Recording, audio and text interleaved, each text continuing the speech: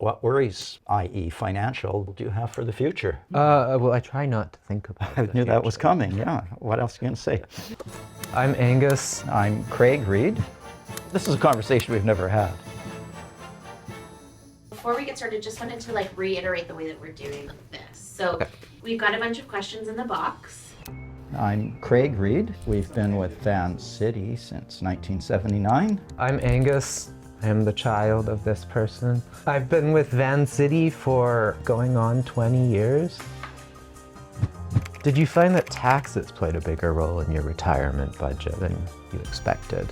Through income splitting, we've managed to minimize our taxes. It was designed, I suppose, to help rich people, so maybe that's us now.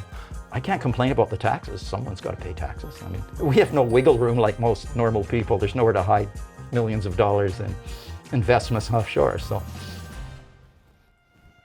What are your income streams? OAS, CPP, RIF, I have a LIF, and TFSAs.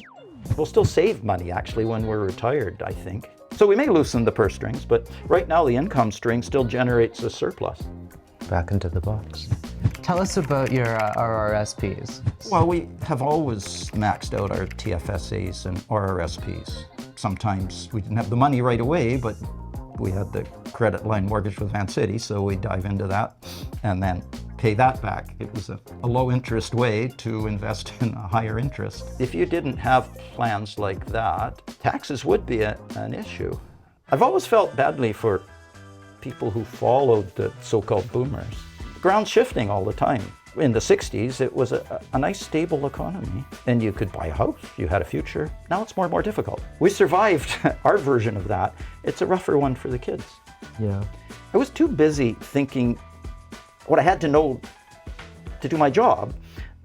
I certainly didn't have time to go play the stock market or become deeply embedded in investments. That's what I relied on Vancity for.